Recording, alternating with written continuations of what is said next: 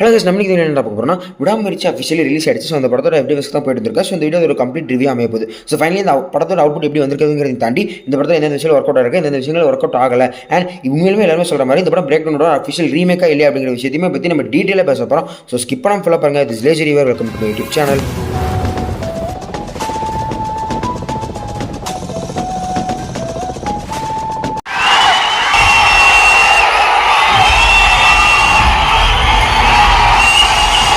விடாமுயற்சி இந்த படத்தில் ஒன்லைன் சொல்லணும்னா ஹீரோயின் இருக்காங்க. அவங்க ரெண்டு பேருக்கு லவ் வருது, அவங்க கல்யாணமும் பண்ணிக்கிறாங்க. ஸோ அவங்க கல்யாணம் பண்ணி லைஃப் ஒரு ஸ்மூத்தாக போயிட்டு இருக்கும்போது ஒரு கட்டத்தில் அவங்களோட லைஃப்பில் ஒரு மிகப்பெரிய ட்ராஜடி நடக்குது.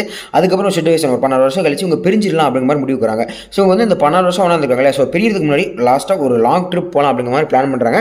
அதுக்கேற்ற மாதிரி பிளான் பண்ணி தான் நீங்கள் படத்தில் பார்க்க கூட இந்த ரோட் ட்ரிப் பிளானிங்லாம் பண்ணுறாங்க. ஸோ அப்படி போகக்கூடிய ரோட் ட்ரிப்பில் ஹீரோ தன்னோட ஒய்ஃபை தொலைச்சிடறாரு. ஆனால் அவங்க ஒரு மிகப்பெரிய ஹியூமன் டிராஃபிக்கிங் மாஃபியா கிட்ட மாட்டிடுறாங்க. அதுக்கப்புறம் அவங்க அங்கிட்ட இருந்து ஒய்ஃபை காப்பாற்றுக்காக நம்ம ஹீரோ வந்து எந்த அளவுக்கு போராடினாரு அண்ட் எந்த அளவுக்கு டெக்னிக்கலாக பிளான் பண்ணாரு அண்ட் கடைசி இந்த வில்லன் டீமை தோக்கடிச்சு அவங்களை பழி வாங்கி தன்னோட ஒய்ஃபை காப்பாற்றினாரா இல்லையா அப்படிங்கிற அந்த படத்தோட ஒரு சிம்பிள் ஒன்லைன் அப்படிங்கிற மாதிரி சொல்லலாம். ஸோ எப்படி நம்ம ரிவ்யூஸுக்கு வந்துடலாம். முதல்ல பாசிட்டிவ் விஷயங்கள், அதாவது எனக்கு ஒர்க் அவுட் ஆன சில விஷயங்கள். அதில் முதல் விஷயமே இது ஒரு நியூட்ரல் படம் நான் சொல்லணும்னு நினைக்கிறேன். அதாவது விடாமுயற்சி அப்படிங்கிற படமே ஒரு full and full experimental film தான். நீங்கள் வந்து நிறைய விஷயங்கள் எதிர்பார்த்துட்டு போனீங்கன்னா மேபி அஜித் ஃபேன்ஸ் நிறைய பேருக்கு அது ஒரு சாட்டிஸ்ஃபைங்காக அமையாமல் இருக்கலாம். பிகாஸ் சிம்பிளாக இருக்குது. நம்ம ஒரு ஹீரோவை வந்து படத்தில் பார்க்கும்போது அந்த இன்ட்ரோ சீனுக்கு எவ்வளோ பெரிய முக்கியத்துவம் இருக்குங்கிறது எல்லாருக்குமே தெரியும். அது ஒரு மாஸ் கமர்ஷியல் ஹீரோவுக்கு. ஸோ அந்தளவுக்கு ஸ்டார்ட் இருக்கக்கூடிய ஹீரோ இவரோட இன்ட்ரோ இந்த படத்தில் ரொம்ப லேமாக ரொம்ப நார்மலாக இருக்கும் அப்படிங்கிற மாதிரி சொல்லலாம். நீங்கள் ஃபஸ்ட்டு டீசர் ஒன்று ரிலீஸ் ஆயிருக்கும். அதில் பார்க்கும்போது ஒரு இன்ட்ரோ இருக்குல்ல, ஒரு கார் டோர் திறக்கும், அது பின்னாடி நம்ம ஃபோக்கஸ் வைப்பாங்கல்ல. ஸோ அந்த ஒரு இன்ட்ரோ தான் படத்திலே வச்சிருந்திருக்காங்க. ரொம்ப சிம்பிளாக இருக்க சொல்லலாம். ஸோ கதையை தாண்டி டிவேட் ஆகாமல் கதைக்கேற்ற மாதிரி படத்தை பண்ணி போயிருக்காங்க. அது சில இடங்கள் உங்களுக்கு பாசிட்டிவாகவும் பண்ணலாம், நெகட்டிவாகவும் பண்ணலாம். ஸோ நெகட்டிவ் பற்றி நம்ம பின்னாடி வருவோம்.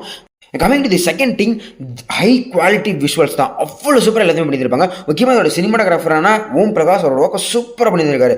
கேமரா ஒர்க்ஸ்லாம் இட்ஸ் ஃபார் ஃப்ரம் அப்ரிஷியேஷபிள். அவ்வளோ சூப்பராக பண்ணியிருக்காங்க சொல்லலாம். முக்கியமாக செகண்ட் ஹாஃபில் வந்து காருக்குள்ளே ஒரு ஃபைட் சீக்வன்ஸ் வரும். அதுதான் அந்த வந்து ஒரு படத்தோட பிக் பாயிண்ட் ஆரம்பிக்கக்கூடிய செகண்ட் மாதிரி சொல்லலாம். அந்த காருக்குள்ளே நடக்கக்கூடிய அந்த ஃபைட் சீக்வன்ஸும் அவ்வளோ சூப்பராக கேப்சர் பண்ணியிருப்பாங்க. கேமரா ஆங்கிளை மாற்றி வச்சு நல்லாவே பண்ணியிருப்பாங்க. அதோட கோரியோகிராஃபிலேருந்து, அதோட அந்த சினிமாட்டோகிராஃபிலேருந்து, அதோட அந்த டேரக்ஷன் ஸ்டைல்லேருந்து எல்லாமே சூப்பராக இருந்திருக்கும். அது உண்மையுமே ஒரு காமன் மேன் அந்த இடத்துல இருந்தால் ஃபைட் எப்படி பண்ணோம்னா அந்த மாதிரி ஃபைட் ஸ்டேஜ் பண்ணியிருப்பாங்க. உண்மையுமே சூப்பராக இருக்கும். அண்ட் நிறைய இடத்துல இந்த ஃபைட் சீக்வன்ஸ்லாம் பார்க்கும்போது அந்த டான்சிங் மூமெண்ட் கண்டிப்பாக வந்துட்டு போகும். லிட்டரலி என்னால் வந்து இந்த ஜான் விக் படம் பார்க்கும்போது சொல்லுவாங்க டான்ஸ் ஆட மாதிரி ஃபைட் சீக்வன்ஸ் இருக்கணும். அந்த மாதிரி நிறைய ஃபைட் சீக்வன்ஸ் ஸ்டேஜ் பண்ணியிருப்பாங்க. அந்த ஃபைட் சீனோட அந்த ஸ்டேஜிங் இருக்கட்டும், அந்த ஃபைட் சீன்ஸோட அந்த எக்ஸிகியூஷன் இருக்கட்டும், அதெல்லாம் அவ்வளோ சூப்பராக வெல்மேடாக பண்ணியிருப்பாங்க. அந்த ஃபைட் சீக்வன்ஸ் வரக்கூடிய ஒரு 2-3 ஃபைட் சீக்வன்ஸ் தான் இருக்கும். பெரிய ஃபைட் சீக்வன்ஸ் நிறையலாம் கிடையாது.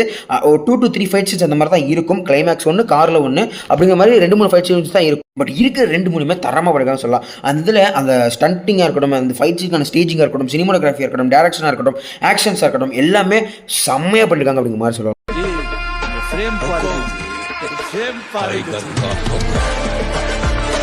மியூசிக், இந்த மியூசிக்காகவே அனைத்துக்கு தனியாக அப்ரிஷியேட் பண்ணலாம். அந்த அளவுக்கு சூப்பராக பண்ணியிருக்காங்க. அண்ட் முக்கியமாக சொல்லணும்னா அந்த டீசர் வரும்போது கடைசியில் ஒரு பிட் இருக்கும், கடவுளே அஜித் அந்த டேர்னில் நிறைய பேர் கலைச்சிருந்தாங்க. அது படத்தில் வந்து ஆட் பண்ணியிருக்காங்க. அது உண்மையுமே படமாக பார்க்கும்போது நல்ல வைபாக தான் இருக்குது. எல்லாருமே நல்லாவே அது போடும்போது கத்திட்டு தான் இருந்தாங்க. அதே மாதிரி நிறைய இடத்துல அந்த பிஜிஎம்ஸுமே செம்ம ஒர்க் பண்ணியிருந்தாங்க. அண்ட் முக்கியமாக பத்தி கிச்சு சாங் எந்த அளவுக்கு கேட்டாச்சுன்னு உங்களுக்கு தெரியும். அதோட சாங் பிளேஸ்மெண்ட் படத்தில் வேற மாதிரி அமைச்சிருக்காங்க அப்படின்னு சொல்லலாம்.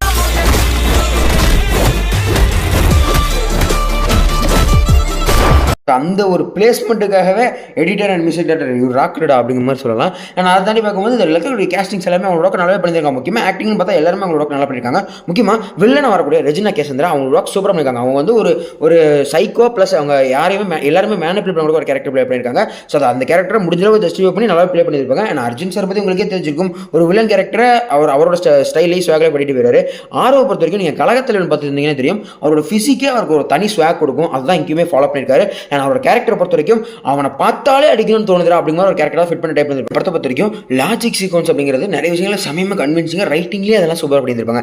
Continuity and logic mistakes and plot holes எங்கேயுமே வரக்கூடாதுன்னு சொல்லிட்டு நிறைய இடத்துல உட்காந்து கன்வின்சிங்காக அந்த ஸ்க்ரீன் ப்ளே பண்ணியிருக்காங்க. அது உண்மையுமே நல்லாவே தெரிஞ்சுது. நிறைய படம் பார்க்கும்போது அந்த சீக்வன்ஸ் எல்லாமே ஒன்று மூவ் பண்ணும்போது அதுக்கான கன்வின்சிங் நல்லாவே பார்க்க முடிஞ்சுது. ஸோ இது வந்து இப்போ டீட்டெயிலாக பற்றி பேச முடியாது. இந்த படம் ஓடிடிக்கு வந்ததுக்கு அப்புறம் கண்டிப்பாக அதை பற்றி நான் ஒரு தனியாக ஒரு வீடியோ போடுறதுக்கு கண்டிப்பாக ட்ரை பண்ணுறேன். உலகமே என்ன சுற்றி நுழைங்கிட்டு இருக்கு.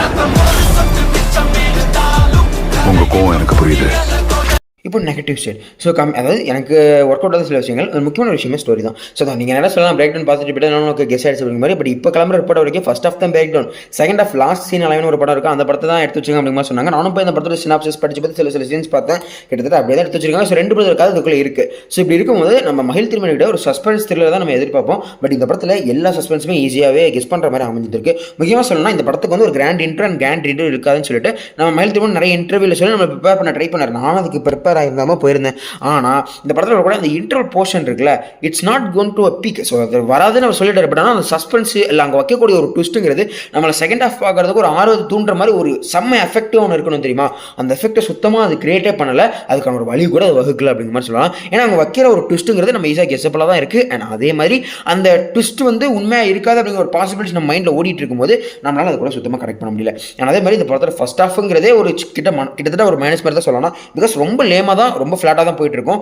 அண்ட் இதில் நிறைய இந்தியன் டிபிக்கல் எமோஷன் சொல்லுறதுக்காக தான் அவ்வளோ டைம் எடுத்துக்கிட்டாங்க. பிகாஸ் பிரேக் டவுன்ங்கிறது ஒரு கம்மி டைம் மூவி தான். இந்த படத்தில் இந்த டிபிக்கல் எமோஷன் பண்ணுறதுக்காக ஃப்ளாஷ்பேக் சீக்வன்ஸ்லாம் வச்சிருக்காங்க இல்லையா. ஸோ அதெல்லாம் கட் பண்ணிட்டீங்கன்னா கிட்டத்தட்ட இந்த படம் ஒரு கிறிஸ்பாக 2 மணி நேரம் 2 மணி நேரம் 10 நிமிஷத்தில் முடிஞ்சிடும்.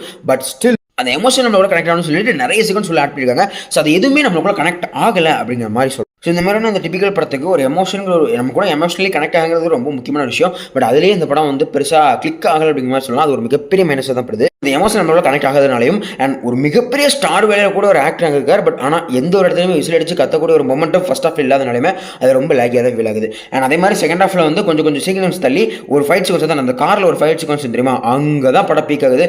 அங்கே பீக் ஆகின படம் கிளைமேக்ஸ் வரைக்கும் ஒரு நல்ல பீக் ஆகுது. அந்த இடத்துல உண்மையாக நல்லாவே தான் ஸ்டேஜ் பண்ணியிருந்தாங்க. அண்ட் மேக்ஸிமம் நிறைய பேருக்கு இது வந்து இன்னொரு ஒரு மேனேஜ்மெண்ட்டாக இருக்கலாம். எனக்கு கிட்டத்தட்ட படம் தான் செஞ்சுது. ஸோ அஜித் குமார்னு சொல்லக்கூடிய விஷயம் அவருக்குன்னு ஒரு ஸ்டார் வேல்யூ இருக்குது. ஸோ அந்த ஸ்டார் வேல்யூ தான் படத்தில் எங்கேயுமே யூஸ் ஆகலை அப்படிங்கிற மாதிரி தான் சொல்லலாம். லிட்ரலி மாஸ் மொமெண்ட்டுங்கிறது பெருசாக நீங்கள் எங்கேயுமே ஃபீல் பண்ண முடியாது. செகண்ட் ஹாஃபில் கூட அந்த சில ஃபைட் சீக்வன்ஸ் வேணால் நீங்கள் அப்படி சொல்லலாமே தவிர, அந்த 10 கீச்சு சாங் வரும்போது நிறைய ஃபைட் சீக்வன்ஸ் வரும், அங்கே மட்டும் அந்த மொமெண்டம் இருக்குமே தவிர ஃபர்ஸ்ட் ஹாஃப்லாம் ரொம்ப ஃப்ளாட்டாக போகும். ஸோ அந்த மொமெண்டம் இல்லாத கிட்டத்தட்ட எனக்கு நிறைய இடத்துல ஒரு மைனஸ் ஃபீல் கொடுக்க தான் செஞ்சுது. பட் ஸ்டில் அது கதைக்கிறதுனால ஒரு எக்ஸ்பெரிமெண்ட்டாக பண்ணியிருக்காங்கிறதுனால அது நியூட்ரலாக வச்சுக்கலாம். ஸோ என்னோட ஒப்பீனியன் எல்லாமே சொல்லணும்னு நினைக்கிறேன். ஸோ என்னை பொறுத்த வரைக்கும் ஓவரால் அந்த படத்தை பற்றி என்ன சொல்லணும்னா, எந்த ஒரு எக்ஸ்பெக்டேஷனுமே இல்லாமல், அதாவது இந்த படம் வந்து ஒரு மாஸ் கமர்ஷியல் செம பீக்காக இருக்க போது அப்படிங்கிற மாதிரி ஒரு மொமெண்ட்டில் இல்லாமல் ஒரு நல்ல கண்டென்ட் பேஸ்ட் மூவி அப்படிங்கிற ஒரு தாட்லேயே வந்தீங்கன்னா கண்டிப்பாக இந்த படம் உங்களுக்கு ஓரளவுக்கு ஒரு சாட்டிஸ்ஃபேக்ஷன் கொடுக்கும். நீ ஒரு கமர்ஷியல் மூவி எதிர்பார்த்துட்டீங்கன்னா அந்த ஸ்டாப் இது கிடையாது. அது ஏப்ரல் 10ஆம் தேதி வரும், நம்ம அதை அப்போ பார்த்துக்கலாம். ஸோ அந்த படத்துக்கு போகிற ஐடியில் இருந்தீங்கன்னா கண்டிப்பாக ஒரு நல்ல ஐமாக்ஸ் இதில் போங்க. அந்த விஷுவல் ட்ரீட் உண்மையாக நல்லாவே இருக்கும். ஸோ இதெல்லாம் என்னோட ஒப்பீனியன்ஸ், உங்களுக்கு கண்டிப்பாக ஒரு ஒப்பீனியன்ஸ் இருக்கும். கண்டிப்பாக ஏன்னா எல்லாருக்குமே ஒப்பீனியன்ஸ்க்கு அது மாறும் இல்லையா. ஸோ உங்களோட ஒப்பீனியன் கண்டிப்பாக கமெண்ட்ஸ் சொல்லிப்பாங்க. அண்ட் உங்களோட தாட்ஸ் கண்டிப்பாக கமெண்ட்ஸ் சொல்லிப்பாங்க. ஸோ படத்தை பார்க்காதவங்க கண்டிப்பாக நான் சொன்ன மாதிரி ஒரு நல்ல விஷுவல் கொடுக்கக்கூடிய தேட்டர்ஸில் கண்டிப்பாக ஒன் டைம் செக் பண்ணி பாருங்க. பார்த்தவங்க உங்களோட ஒப்பீனியன் கண்டிப்பாக கமெண்ட்ஸ் சொல்லிப்பாங்க. அண்ட் என்னோட ரேட்டிங் கேட்டிங்கன்னா 10க்கு கண்டிப்பாக இந்த படத்துக்கு நான் 7 கொடுப்பேன். அந்தளவுக்கு ஒரு நல்ல ஒத்தியான ஃபிலிம் தான். But still waiting for Good Bad Ugly, அவ்வளோதான். ஸோ இதோட அந்த வீடியோ முடிச்சுக்கலாம் நினைக்கிறேன். அதை பற்றி பெருசாக எழுக்கிறதுக்கு விரும்பல. ஸோ இந்த வீடியோஸ் பற்றி தாட்ஸ் இருந்தால் அதே மாதிரி சொல்லுவாங்க, அதாவது ஃப்ளாஸ் இருந்தால் அதே மாதிரி சொல்லிட்டு அந்த கமெண்ட்ஸ் தான் அந்த வீடியோ இம்ப்ரூவ் பண்ண ட்ரை பண்ணிட்டு இருக்கேன். அண்ட் இது வழக்கமாக எப்பவுமே சொல்கிறது தான். இதே மாதிரி இன்னொரு டிஸ்கவுண்ட் சந்திக்கிறேன். லேஜ் ரிவர்ஸ் சைனிங் ஆஃப் டாடா, பாய்.